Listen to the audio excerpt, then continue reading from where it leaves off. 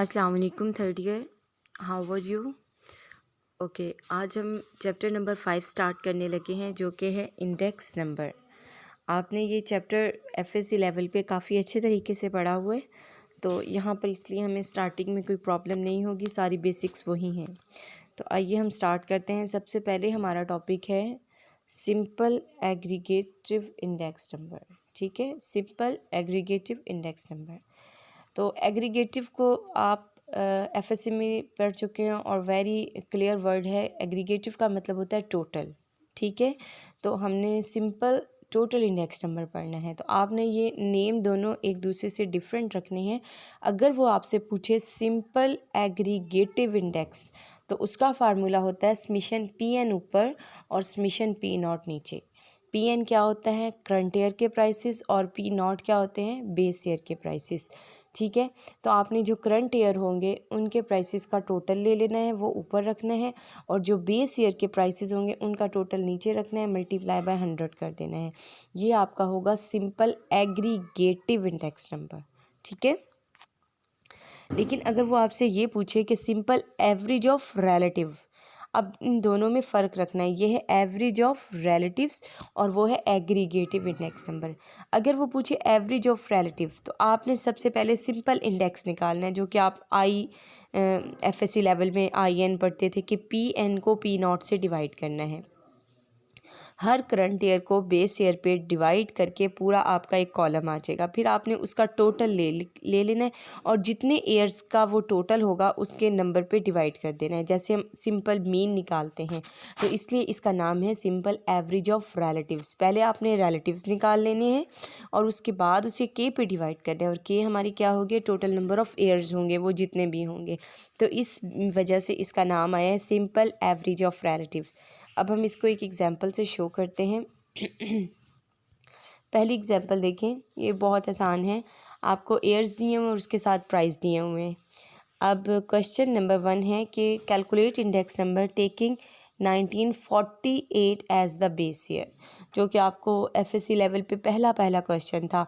48 आपका ये base year है, तो 5.25 आपका पी ज़ीरो हो गया, बाकी सारे आपके पी एन हैं।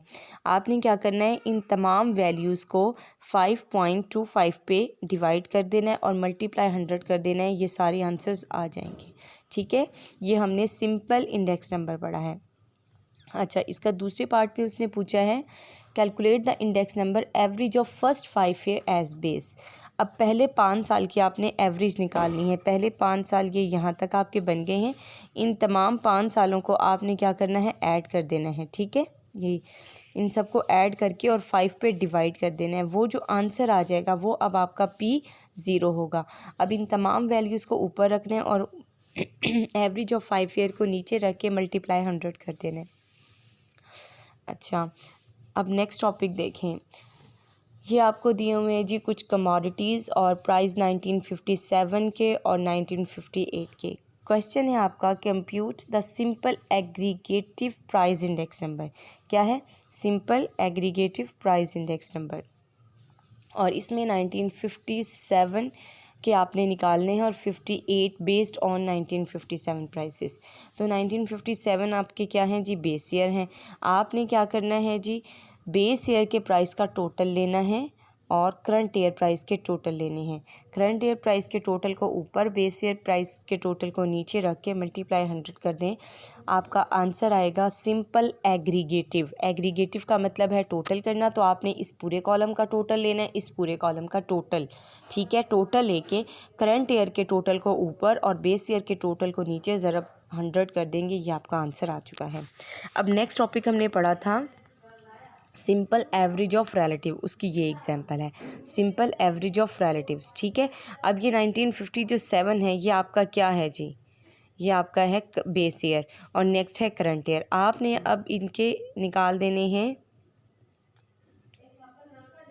आई थिंक ये इन्होंने एग्जांपल में निकाल कर दिए हुए। ठीक है, ये हैं जी 1957 क्योंकि बेस था, 58 आपका करंट ईयर था। ये क्वेश्चन नहीं है बल्कि सोल्यूशन ही दिया हुआ है। ये आपका आई निकला हुआ है। आई कैसे निकाला है? पी एन ऊपर, पी ज़ीरो नीचे, मल्टीप्लाई बाय 100। ये देखें कैसे निकाला है जी? 335 को ऊपर रखा है, 351 को नीचे मल्टीप्लाई बाय 100 तो पहला आंसर आ जाएगा 95.44। ठीक है, ये वाला आंसर आ जाएगा। फिर आपने 32 को ऊपर रखा है, 35 को नीचे ज़रब 100 तो ये नेक्स्ट आंसर आ जाएगा। फिर 11 को ऊपर, 10 को नीचे ज़रब 100 ये नेक्स्ट आ जाएगा। ठीक है, इस तरह ये सारे आई के आंसर्स आ जाएंगे। अब आपने इसका टोटल ले लेना है। ठीक है, वो टोटल ऊपर रखकर इन सारे एयर्स को गिन लेना है। वो तादाद बनती है 7 और 7 पे आपने डिवाइड किया तो ये आपका 106.5 आंसर आ चुका है। तो ये था सिंपल एवरेज ऑफ रिलेटिव की एग्जांपल और ये थी सिंपल एग्रीगेटिव इंडेक्स। इससे रिलेटेड आप क्वेश्चंस कर लेना और अगर कोई प्रॉब्लम हो तो फिर आप मुझसे पूछ लेना। ठीक है, ओके, अल्लाह हाफिज़।